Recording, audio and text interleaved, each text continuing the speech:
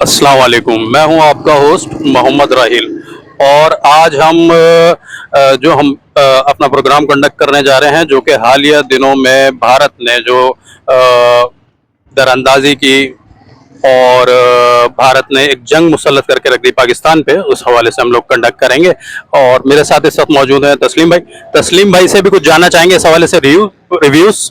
और तस्लीम भाई हमें बताएं, आप क्या कहना चाहेंगे बहैसियत पाकिस्तानी एक शहरी के भारत ने जो दरअंदाजी की है और एक फॉल्स फ्लैग ऑपरेशन के उससे उसने पाकिस्तान पे हमला टक्कर दिया, तो आप मुझे बताएं आपके क्या व्यूज हैं। अस्सलाम वालेकुम राहिल भाई। हम अभी जो अभी तक मीडिया देख रहे थे और इंडिया मीडिया देख रहे थे, तो इंडियन मीडिया के हवाले से तो जो है वो पाकिस्तान इस वक्त खतरात से घिरा हुआ है। बड़ी खबर, पाकिस्तान घुस गई भारतीय सेना। ये अज्ञात बॉर्डर पर पाकिस्तान के भीतर दाखिल हो गई भारतीय सेना।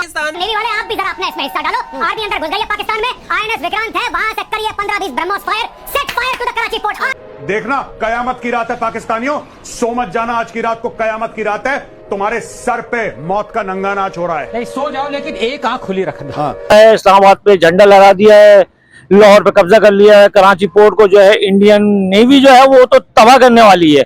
मतलब हम तो ये सोच रहे थे कि जैसे हम बाहर निकलेंगे तो बाहर जो है ना वो इंडियन आर्मी जो है ना वो घूम रही होगी, और हमें समझ में नहीं आ रहा था। बच्चे हमारे परेशान है कि जी उनके जो है ना वो इंटर बोर्ड के पेपर चल रहे हैं, वो बोल रहे हैं कि यार हम पाकिस्तानी निसाब की तैयारी करें या इंडिया में क्या पढ़ाया जाता है। बच्चे पूछ रहे हैं बाबा हम क्या पेपर देंगे, क्योंकि हमें पता ही नहीं इंडिया में क्या पढ़ाया जाता है। तो बहुत मतलब इस वक्त खौफ का आलम है, लोग अपने अपने घरों में घुसे हुए हैं, कोई बाहर निकलने को तैयार नहीं है। आप देखें बिल्कुल सन्नाटा पड़ा हुआ है रोड पे, कोई भी नहीं है, अवाम कोई भी नहीं है रोड पे। लोग जो है खौफ के मारे अपने घरों में घुसे हुए हैं।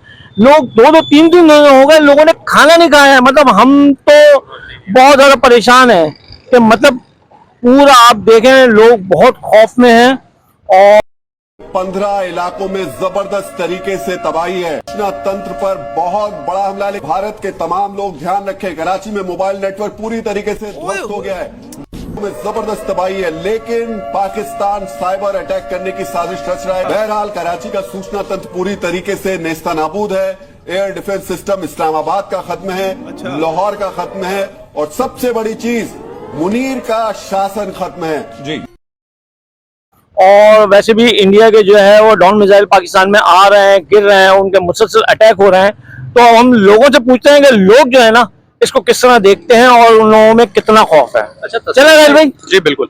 अच्छा तस्लीम भाई, ये भी आपने बिल्कुल लोगों से पूछना है कि ये जो एक झूठा मीडिया है और एक बिल्कुल अभी जो रिपोर्ट आ रही है ना वो ये आ रही है कि तकरीबन 34 ममालिक ने वर्ल्ड इकोनॉमिक फोरम के मुताबिक ये कहा है कि भारतीय मीडिया दुनिया का नंबर 1 झूठा मीडिया।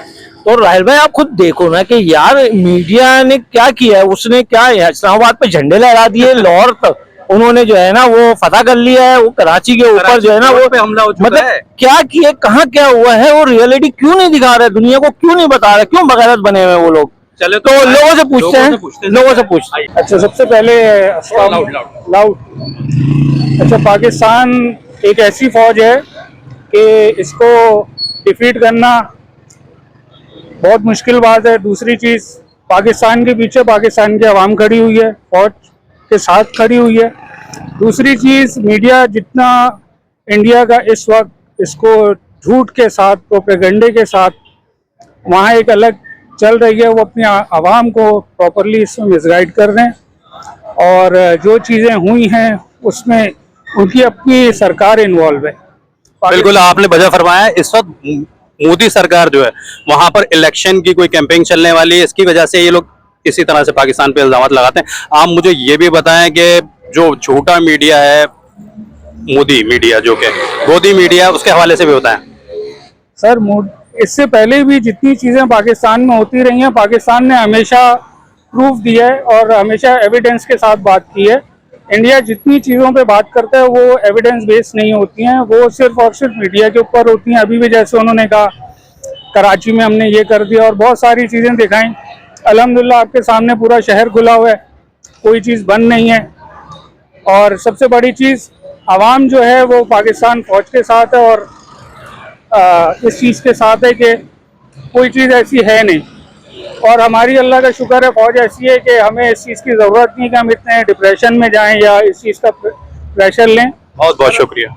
और अच्छा, वो एक लेडीज भी आई है, पकड़ी गई है, इंडियन जी। पायलट, उसके हवाले से जरा बताएं। इससे पहले पाकिस्तान फौज ने अभिनंदन साहब को चाय पिला के भेजी थी। इंशाल्लाह इनको जो है इंशाल्लाह अभी तो वापस नहीं किए, देखें इस पे क्या गवर्नमेंट डिसीजन लेती है। लेकिन ऐसी बहुत सारी चीजें इंशाल्लाह उनको मेहंदी और चूड़ियों के साथ वापस किया जाएगा। ठीक है, तो पाकिस्तान प्रोफेशनल फौज है और प्रोफेशनलिज्म नजर भी आता है। और ये बात कहना कि इंडिया बहुत भारी है, तो बस वो अपनी बातों में और मीडिया में भारी हैं जो आवाम को बेवकूफ़ बनाया जा रहा है। बाकी पाकिस्तान जिंदाबाद। Thank you. आप हमें जरा बताएं। अच्छा, मेरा जो नाम बताएं सर आप। सैयद मोहसिन काज़मी नाम है मेरा। अच्छा, और बाय प्रोफेशन आप क्या हैं? बाय प्रोफेशन मैं पॉलिटिकल एनालिस्ट हूँ, मैं जर्नलिस्ट भी और कॉलमिस्ट भी हूँ।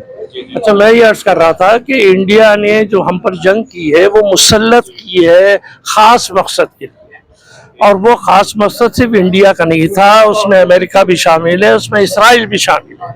ये लोग हमारी एफिशिएंसी को चेक करना चाह रहे थे। अब आजकल जो जंग होती है उसके अंदर लैंड फोर्स से ज़्यादा वैल्यू जो है एयर फोर्स की होती है। उन्हीं ने चेक कर लिया, उन्हें अंदाजा हो गया, इसीलिए उन्होंने सीज फायर भी एक्सेप्ट कर लिया। जो उनका काम था वो पूरा हो गया, जो उनको रिपोर्टें देनी थी वो पूरी हो गई। अब मसला ये है कि मैं सिर्फ एक रिक्वेस्ट ये करता हूँ कि हमारी हुकूमत को ये चाहिए कि अब सीज फायर हो गया, अब आप सारी तवज्जो जो है मुल्क के अंदर इस्तेकाम पे दें।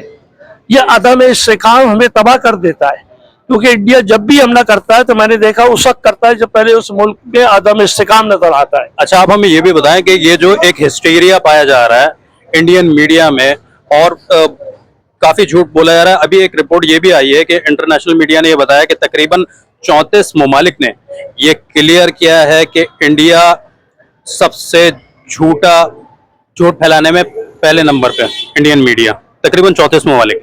ये बात तो सही है, इंडिया हमेशा से झूठ बोलता है। हम तो छोटे से थे, हमने सुने सन 65 की जंग में वो कहता था कि हमने ऐसे जैसे पाकिस्तान, भूटान है, नेपाल है।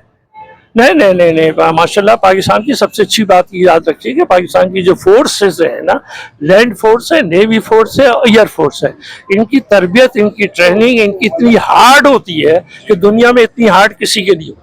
अच्छा मोहसिन साहब, एक चीज और है, जो डॉक्ट्राइन है पाकिस्तान का वो भी तब्दील हो चुका है। एक रिवायती जंग से हम न्यूक्लियर स्टेट हैं, इसके हवाले से आप क्या कहना चाहेंगे? यकीनन न्यूक्लियर स्टेट होने की वजह से, ये तो मैं क्रेडिट दूंगा जुल्फ़िकार अली भुट्टो साहब का, तो उन्होंने कहा था हम घास खाएंगे और क्या कहते हैं न्यूक्लियर बनाएंगे, और उससे बना दिया।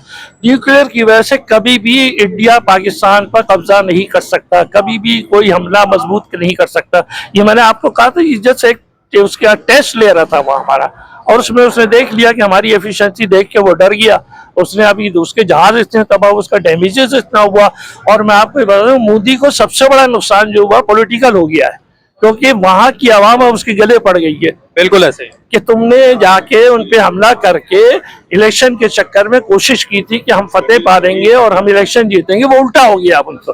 और आप देखेंगे या तो मोदी साहब को रिजाइन देना पड़ेगा और या वो इलेक्शन हार जाएंगे। बहुत बहुत शुक्रिया। हमारे साथ मौजूद थे मोहसिन साहब, जो कि एक पॉलिटिकल एनालिस्ट भी हैं, जर्नलिस्ट भी हैं और कॉलमनिस्ट भी हैं। बहुत बहुत शुक्रिया।